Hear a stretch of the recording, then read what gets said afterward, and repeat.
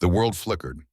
Jazz staggered into the cryo shade of an alley behind a rusted neon noodle bar, clutching the side of his head like a man trying to hold in a solar flare. The crowds of Split City moved around him in a dreamlike haze, too smooth, too symmetrical. Their faces pulsed with UI markers, names, ranks, latency bars. A woman walked past with a child, and Jazz saw the kid's torso glow in infrared, red blinking. Alert, low armor. He squeezed his eyes shut. It didn't help. The HUD was inside him now. It had been days since the escape from Foundry 7. The mission had cost him sleep, blood, Kaya's trust, and now, apparently, his mind. The implant was failing, not like it had back in orbit, not with simple stutters or skipped data bursts. This was systemic decay. Layer code leaking into reality. His optic nerves jittered as if caught between software forks. His motor coordination lagged. He saw his own hands with a half-second delay. Even the scent of old oil or ozone tasted like achievement badges. It wasn't a hallucination. It was worse. It was memory. A synesthetic surge hit him sideways. The sensation of victory. The dopamine spike of a confirmed kill.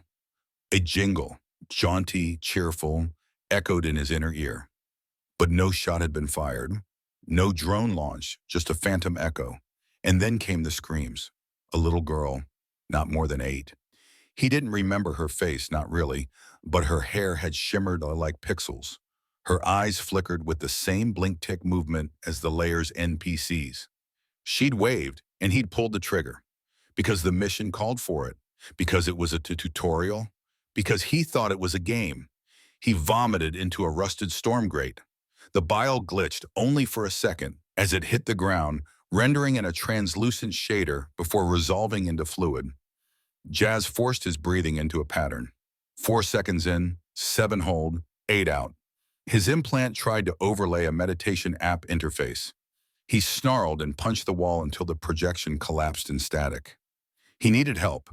The black market cryosurgeon known only as Hollows lived beneath a Buddhist temple turned hash farm, deep in the heat vents of Split's South Stack. It was not a clean place. It was not a kind place. But it was offline. The elevator down was voice print only.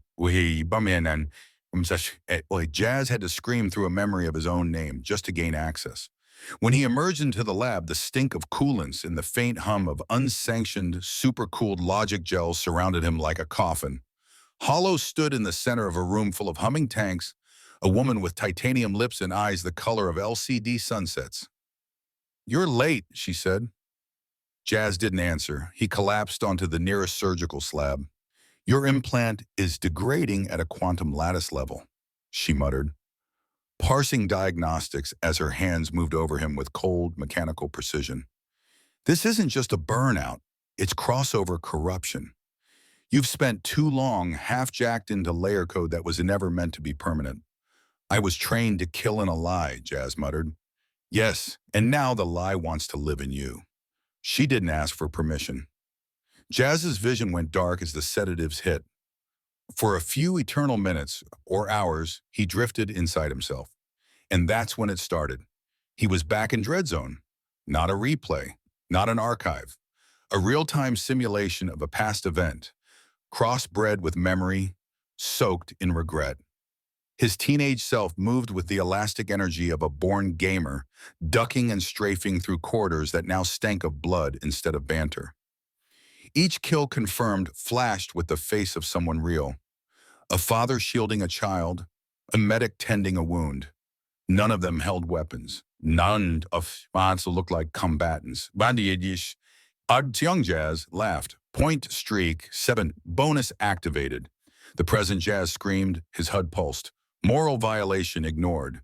He realized with slow, existential terror that the tutorial wasn't a lie. It was a test, and he had passed. He woke with frost crackling on his eyelashes and the sterile silence of a repair pod. Hollow stood above him, her gaze unreadable. "It's done," she said. "You'll be able to see again, maybe even think straight. But the memories, they're part of the scaffold now. I had to hard-bake some into read-only space. There was no other way." Jazz sat up, eyes blazing. The HUD was gone. Reality looked real, painfully so. Good, he said, breath catching, because I need to see the truth for what it is. She handed him a glass of water. It tasted like rust and absolution. And Jazz, she said as he stood to leave. There's something else. You weren't the only one.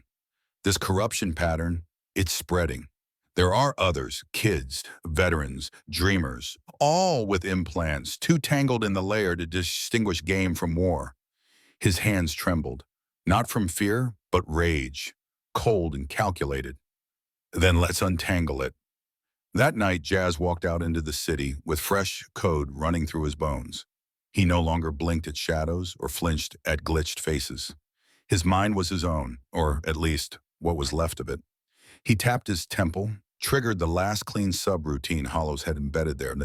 A map unfolded before him, a constellation of compromised implants, tagged with real names and old game tags. Dozens, hundreds, each one a ticking time bomb of obedience and ignorance. In Jazz, he would be the detonator.